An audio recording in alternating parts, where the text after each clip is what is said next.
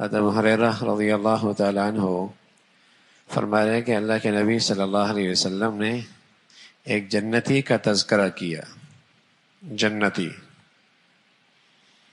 اور اس موقع پہ آپ کے پاس ایک دیہاتی بھی بیٹھا ہوا تھا اور آپ اس جنتی کا تذکرہ کر رہے کہ ایک شخص جنتی ہے اور جنت میں اپنے اللہ سے کہہ رہا استأذن ربہ فی الزرع، اے اللہ مجھے کھیت اگانا ہے، کھیتی کا کام کرنا ہے۔ استأذن ربہ فی الزرع، سبحان اللہ۔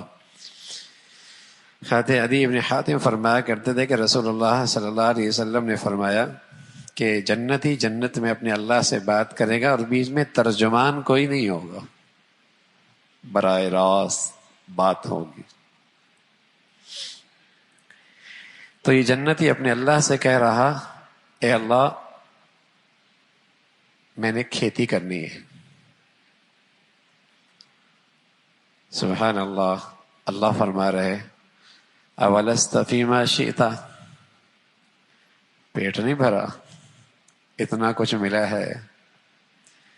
یہ جو اللہ کا انداز ہے بات کرنے کا، طبیعت میں خوشی لانے کے لیے۔ اور بتائیے بھائی، جب آپ کو کسی سے محبت ہو اور وہ آپ کو کوئی خوشی کی بات کرے تو بتاؤ اس کی لذت کیا ہوتی ہے۔ اور یہاں جو یہ جنتی اجازت مانگ رہا، کاشت کرنے کی ضرورت نہیں تھی، اس لیے کہ جنتی کے بارے میں تو یہ ہے نا کہ وَلَكُمْ فِيهَا مَا تَشْتَهِي أَنفُسُكُمْ، جو چاہو گے ہو جائے گا۔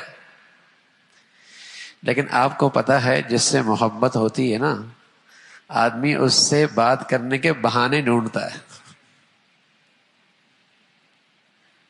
جس سے محبت ہوتی ہے آدمی اس سے بات کرنے کے بہانے تلاش کرتا ہے، کوئی بہانہ ملے اور بات کر لوں، اور پھر بات کو بڑھاتا ہے تاکہ بات کا سلسلہ چلتا رہے۔ محبت جو ہے،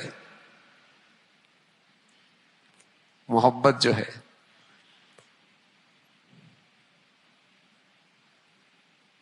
اور بھائی جس سے محبت ہوتی ہے بتاؤ اس کی بات کرنے میں لذت کتنی ہے۔ اور پھر اگر محبوب کی طرف سے کوئی ایسی بات ہو جس سے خوشی ہو رہی ہو تو وہ لذت کئی گنا بڑھ جاتی ہے۔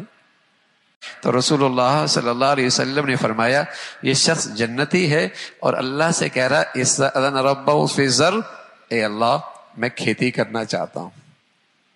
اور یہ انداز پوچھنے کا صرف اس لیے ہے کہ تھوڑے سے بات کی راستہ نکلے، کوئی بات کا موقع ملے، ورنہ جنت میں تو جو چاہو کر لو۔ تو بات کی لذت لینے کے لیے، مزہ لینے کے لیے اللہ کے نبی فرمانے لگے استأذن ربہ فی الزرع، وہ کھیتی کے بارے میں اللہ سے اجازت لے رہا۔ اللہ فرمایا تمہارا پیٹ نہیں بھرا؟ کہنے لگے یا رسول اللہ وہ تو ہو گیا، لیکن میں چاہتا ہوں میں کھیتی کروں۔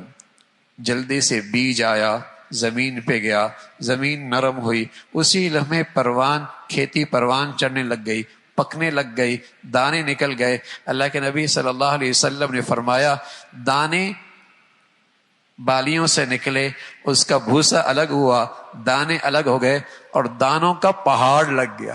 اسی لمحے دانوں کا پہاڑ لگ گیا۔ اللہ نے کہا دونوں کا ابن آدم، یہ لے اے ابن آدم، یہ لے اے ابن آدم، تیری یہ خواہش پوری ہو گئی۔